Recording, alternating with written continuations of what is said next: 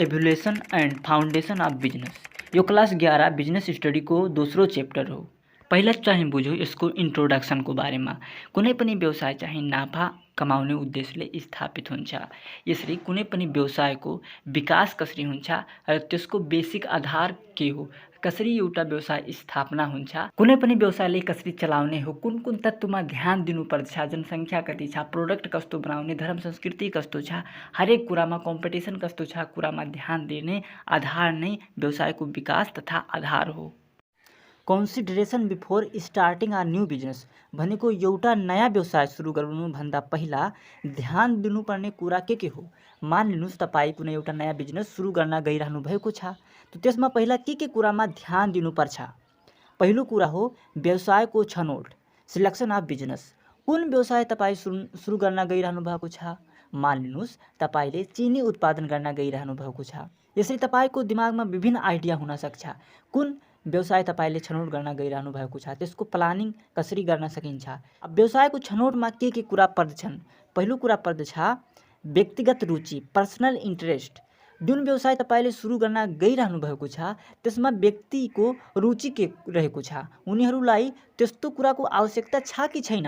यदि आवश्यकता छैन भने त्यस्तो व्यवसाय चल्दैन। यसरी जति धेरै उपयोगी वस्तु हुन्छ, व्यक्तिको काम लागि जति हुन्छ त्यही व्यवसायलाई छनौट गर्नुपर्छ। अर्थात् व्यक्तिको रुचि कति छ त्यसमा पनि ध्यान दिनुपर्दछ। फेरि व्यवसायको क्षेत्र अर्थात् स्कोप अफ बिजनेस हेर्नुपर्छ। जुन व्यवसाय तपाईले सुरु गर्न गइरहनु भएको छ त्यसमा चाहिँ प्रतिस्पर्धा कति रहेको छन्, त्यसमा संलग्न व्यक्तिहरू कति रहेको छन्, कति कम्पनी त्यस्ता पेसामा संलग्न रहेका छन्, त्यो कुरामा पनि चाहिँ एनालाइसिस गर्नुपर्छ। त्यसपछि तेस्रो हो व्यवसायको आकार, साइज अफ बिजनेस। तपाईको व्यवसायको आकार कस्तो हुनेछ, कति लार्ज एरियामा तपाईले उत्पादन गर्न चाहनुहुन्छ, कति धेरै उत्पादन गर्न चाहनुहुन्छ, कति कम उत्पादन गर्न चाहनुहुन्छ, त्यसको पनि डिसाइड गर्नुपर्दछ। पुँजी कति लगाउने, एक्लै काम गर्ने कि साझेदारीमा गर्ने, कति सेयर होल्डर राख्ने भन्ने कुरामा पनि पहिले नै ध्यान दिनुपर्ने हुन्छ। घ नम्बरको हो व्यक्तिगत योग्यता, पर्सनल एबिलिटी। जसले व्यवसाय सुरु गर्न गइरहेको छ त्यसमा एबिलिटी कति छ, क्षमता कति छ, कतिको त्यो अगाडि लाग्न सक्छ, व्यवसायलाई कतिको विकास गर्न सक्छ, कतिको सफल पार्न सक्छ। यसरी पर्सनल एबिलिटीको पनि जाँच गर्ने गरिन्छ। ज्ञान, सिप, क्षमता, विचार। त्यसपछि 5 नम्बर हो जोखिम तथा लाभ। त्यो व्यवसायमा जोखिम कति हुनेछ र त्यसबाट लाभ कति प्राप्त गर्न सकिन्छ, व्यवसाय चल्छ कि चल्दैन भन्ने जोखिमको पनि एनालाइसिस गर्ने गरिन्छ।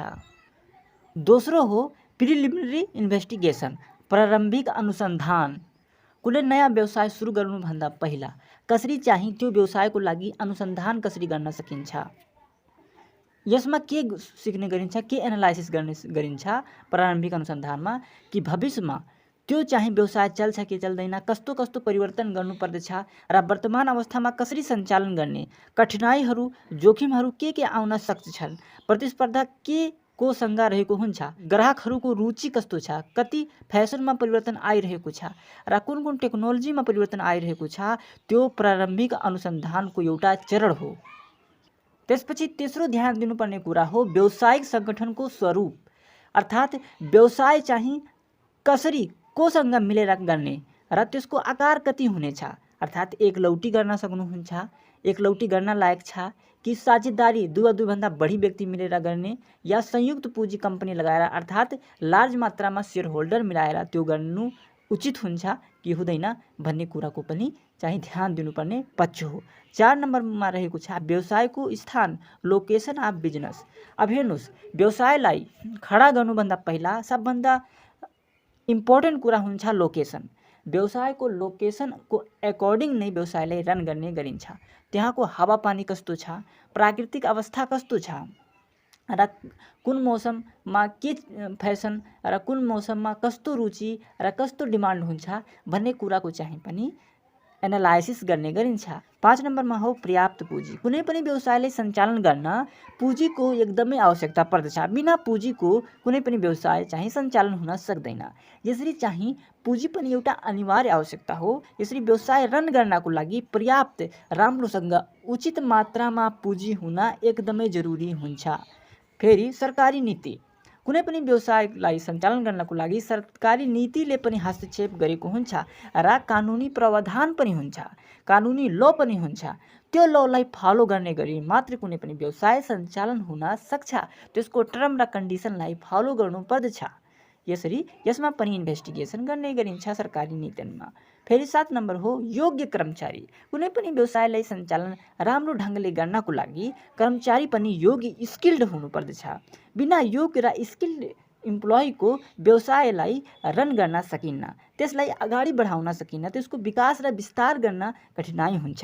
फेरि कुशल व्यवस्थापन। अब हेर्नुहोस्, कोअर्डिनेसनको लागि, राम्रो म्यानेजमेन्टको लागि कुशल व्यवस्थापन हुन जरुरी हुन्छ। अर्थात् कुशल व्यवस्थापन भनेको जस्तै मान लिनुहोस् CEO, चिफ एक्जिक्युटिभ अफिसर र बोर्ड अफ डाइरेक्टर र म्यानेजर र त्योभन्दा तल्लाको पोस्ट सुपरभाइजर र इम्प्लोइमा राम्रो कोअर्डिनेसनको व्यवस्था हुनुपर्दछ, रिसर्चको राम्रो व्यवस्था हुनुपर्दछ। त्यसपछि मात्र सफल सञ्चालन हुन्छ कुनै पनि व्यवसाय चाहिँ। अब हेर्नुहोस्, रिक्वेस्टिज अफ बिजनेस सक्सेस। व्यवसायको सफलताको आधार कसरी एउटा व्यवसाय चाहिँ सफल हुन सक्छ।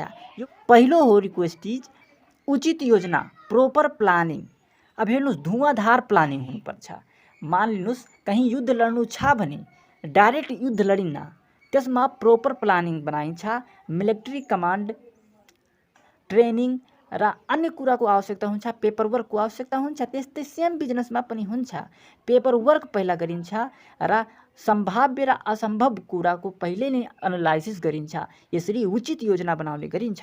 दोस्रो हो व्यवसायको उद्देश्य, अब्जेक्टिभ अफ बिजनेस। व्यवसायको एउटा टार्गेट हुन्छ। मान लिनुहोस् तपाईँलाई पुग्नु छ, एउटा कपडा कम्पनी खोल्नुहुन्छ र तपाईँलाई पुग्नु छ पुरै विश्वमा, त तपाईँको टार्गेट हुन्छ कपडालाई पुरै विश्वमा पुर्याउनु। यसरी चाहिँ व्यवसायको एउटा उद्देश्य हुन्छ। त्यसै उद्देश्यको उन्मुख लिएर त्यसैलाई पुरा गर्ने कार्यवाही गर्ने गर्दछ, कार्य गर्ने गर्दछ। त्यसपछि एउटा सफलताको आधार चाहिँ हो व्यवसायको पर्याप्त पुँजी। एकदम लार्ज मात्रामा तपाईँसँग पुँजी हुनुपर्दछ। कुनै पनि पुँजीको अभाव हुनु भएन, नत्र भए बिजनेस सफल हुन सक्दैन।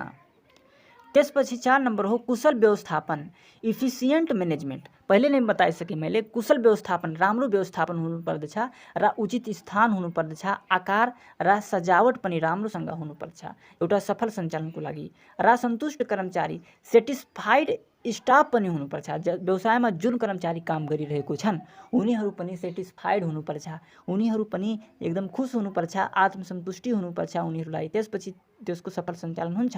र ग्राहक, जुन व्यक्तिले तपाईँको सामान खरिदिरहेको छ त्यो पनि के हुनुपर्छ, सन्तुष्ट हुनुपर्दछ। राम्रो प्रोडक्टको प्रोडक्सन गर्नुपर्दछ। त्यसपछि मात्र सफल सञ्चालन हुन सक्छ। 8 नम्बर हो व्यवसायको व्यक्तित्व, पर्सनालिटी अफ बिजनेसम्यान।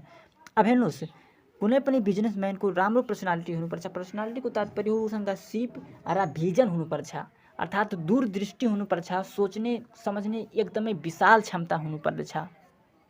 त्यसपछि मात्र कुनै पनि व्यवसाय सफल सञ्चालन हुन सक्छ। अब चाहिँ यहाँ हेर्नुहोस्, अर्को टपिक हो business environment, concept and components. Business व्यावसायिक वातावरणको चाहिँ तत्त्वहरू, भित्री तत्त्व के हो र बाहिरी तत्त्व के हो। व्यवसायले प्रत्यक्ष तथा अप्रत्यक्ष रूपले प्रभाव पार्ने वातावरणलाई व्यावसायिक वातावरण भनिन्छ। अब हेर्नुहोस्, कुनै पनि व्यवसायमा भित्री कुन तत्त्व हुन्छ र बाहिरी तत्त्व कुन कुन हुन्छ, कसरी त्यसले प्रत्यक्ष र अप्रत्यक्ष प्रभाव पारेको हुन्छ। पहिला कुरा गरौँ भित्री तत्त्वको। व्यवसायको भित्री तत्त्वमा के पर्दछन्। पहिला पर्छन् मालिकहरू, कम्पोनेन्ट्स हो यो मालिकहरू पर्दछन्, अर्थात् व्यवसायको मालिकहरू हुन्छन्। बोर्ड अफ डाइरेक्टर, सञ्चालन समिति हुन्छ, त्यसमा सञ्चालन समिति हुन्छ हैन। त्यसपछि कर्मचारी हुन्छन्, इम्प्लोइहरू हुन्छन् र कल्चर हुन्छ, अर्थात् उनीहरूको संस्कृति हुन्छ, उनीहरूको रुल रेगुलेसन हुन्छ। फेरि एक्सटर्नल, बाह्य तत्त्व के हो। बाह्य तत्त्वमा राजनीति तथा कुशल कानुन पर्छ। कानुन तथा राजनीति पर्छन् कि नै बाहिरी तत्त्वमा। आर्थिक इकोनोमिक पर्छ, सामाजिक संस्कृति कल्चर पर्छ, सामाजिक संस्कृति पर्छ कि पर्दैन, र प्राविधि पर्दछ। यी सबै कुरा चाहिँ बाहिरी तत्त्व हुन्। अब हेर्नुहोस्, इमिडिएट कम्पोनेन्ट्स के हो। इमिडिएट कम्पोनेन्ट्स हो सरकार, प्रतिस्पर्धा, सप्लायर्स आपूर्तिकर्ता, सेयर होल्डर्स हुन्, ग्राहक कस्टमर्स हुन्, साहुहरू क्रेडिटर्स हुन्, कर्मचारी इम्प्लोइहरू। यो सबै भित्री बाहिरी र इमिडिएट चाहिँ यो चाहिँ तत्त्व हुन् जुन एउटा व्यवसायमा झेल्नुपर्छ यिनीहरूलाई, यिनीहरूमाथि काम गर्नुपर्छ र यिनीहरूको एकर्डिङ काम हुने गर्दछ। यसरी चाहिँ यो च्याप्टर समाप्त हुन्छ। होप तपाईँलाई यो भिडियो मन पर्यो होला। मन परेमा सब्सक्राइब र लाइक र सेयर गरेर मेरो हौसला अवश्य नै बढाउनुहोला। Thank you for watching.